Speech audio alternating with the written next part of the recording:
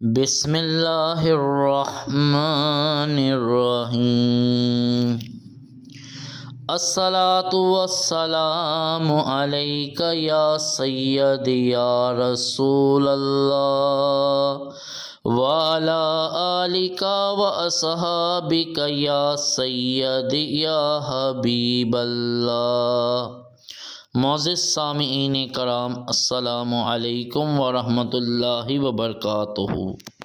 فیضان سنت کے صفحہ نمبر 151 پر یہ حدیث پاک موجود ہے۔ حضرت مولا علی کرم اللہ وجہہ سے روایت ہے کہ ایک دن سرکار مدینہ سرور قلب و سینہ صلی اللہ تعالی علیہ وآلہ وسلم نے فرمایا، جو شخص حجت الاسلام سے مشرف ہو اور بعد اس کے ایک غزوہ میں شرکت یعنی اللہ کی راہ میں لڑے تو اس کا ثواب 400 حج کے برابر ہے۔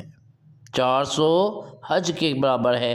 وہاں پہ کچھ لوگ ایسے بھی تھے جو کہ حج کی استطاعت نہیں رکھتے تھے، حج کی قوت نہیں رکھتے تھے۔ یہ بات سن کر ان کے دل ٹوٹ گئے، کیوں نہ کہ وہ اس ثواب کو حاصل نہیں کر سکتے تھے۔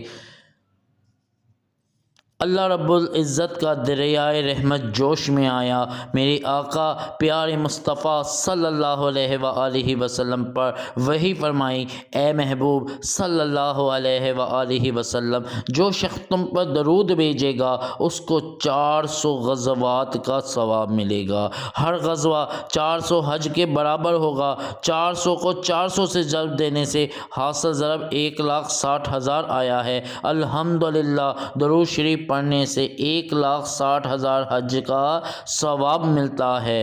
واللہ ورسولہ عالم عز وجل وصلی اللہ علیہ وآلہ وسلم۔ اللہ والو، یہ صحابی رسول ہیں جو کہ جہاد کی اگر طاقت نہیں رکھتے، استطاعت نہیں رکھتے تو دل ٹوٹ گئے ہیں، پریشان ہو گئے ہیں۔ اور ایک ہم لوگ ہیں، ہم کیا کہتے ہیں کہ کسی طرح جان چھٹے، ہماری خلاصی ہو۔ اللہ والو، اور پھر اللہ کے پیارے حبیب صلی اللہ علیہ وآلہ وسلم پر وحی نازل ہوئی جس کا مفہوم ہے کہ اے محبوب، جو آپ پر درود شریف بھیجے گا اس کو 400 غزوات کا ثواب ملے گا، اور ہر غزوہ جو ہے وہ 400 حج کے برابر ہوگا۔ اللہ والو، سوچو کہ حج کے کتنی برکات ہیں، کتنا بڑا ثواب ہے، اور جو درود شریف پڑھتا ہے اس کو 400 غزوات کا ثواب ملتا ہے، اور ہر غزوہ جو ہے مزید 400 حج کے برابر ہے۔ اللہ والو، درود شریف کی بے شمار برکتیں ہیں۔ میں بار بار آپ لوگوں کو آواز دے رہا ہوں، یہ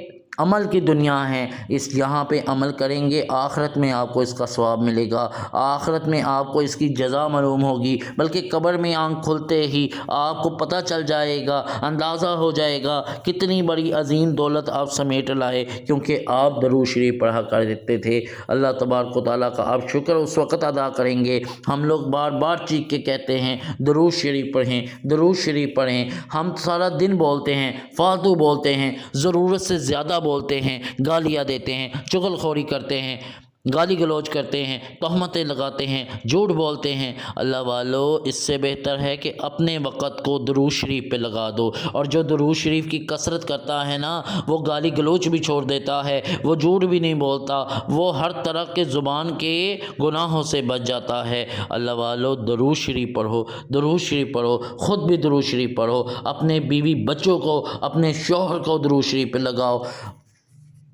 اپنے دوست احباب کو درود شریف پہ لگاؤ، ملنے جلنے والے کو درود شریف کی دعوت دو اور پڑھتے جاؤ۔ لیکن ایک بات یاد رکھنا، آج اس حوالے سے عرض کرتا جاؤں کہ درود شریف پڑھنے کی دعوت دینی ہے، درود شریف پڑھنے کی دعوت دینی ہے۔ آپ تسبیح لے کے بیٹھے ہیں، لوگ پوچھنے آ جاتے ہیں بھائی کیا پڑھتے ہو، آپ کے ہیں درود شریف پڑھتے ہیں، چھپانا نہیں ہے، سچ بولنا ہے، درود شریف پڑھتے ہیں، تو آپ نے یہ درود شریف کی دعوت دی، آپ نے بتایا کہ میں درود شریف پڑھتا ہوں، لوگ کہیں گے ریاکاری کر رہے ہو۔ اللہ والو، یاد رکھو، درود شریف منہ سے ادا ہوتے ہی قبول کر لیا جاتا ہے۔ اگر خدا نہ خواستہ کوئی ریاکاری دکھاوے کے طور پہ پڑھتا ہے تو اس کا بھی درود پاک قبول ہے، اس کو بھی ثواب دیا جاتا ہے۔ تو دوسری بات یہ ہے کہ آپ اس کو کہیں تسبیح ہم نے اس لیے پکڑی ہے تاکہ آپ کو بھی شعور پیدا ہو، آپ میں ذوق و شوق پیدا ہو، آپ بھی کثرت سے درود شریف پڑھیں۔ لیکن یاد رکھیں، درود شریف کے متعلق کوئی سوال کرے نا تو اس کو درود شریف کے دعویٰ ضرور دیں، لیکن دوسری طرف اپنی تعداد نہیں بتانی کہ آپ کتنا پڑھتے ہیں۔ اس سے حسد پیدا ہوتا ہے، اور حسد نیکیوں کو ایسے کھاتا ہے جس طرح آگ خشک لکڑی کو کھا جاتی ہے۔ حسد سے بچا کریں، لوگوں کی نظر بد سے بچا کریں۔ اللہ تبارک و تعالیٰ مجھے اور آپ کو کثرت سے درود و سلام پڑھنے کی توفیق عطا فرمائیں۔ درود شریف پڑھتے جائیں، درود شریف پڑھاتے جائیں، درود شریف لکھتے اور لکھواتے جائیں۔ دعاؤں میں مجھے اور کل امت محمدیہ کو یاد رکھیں۔ السلام علیکم ورحمۃ اللہ وبرکاتہ۔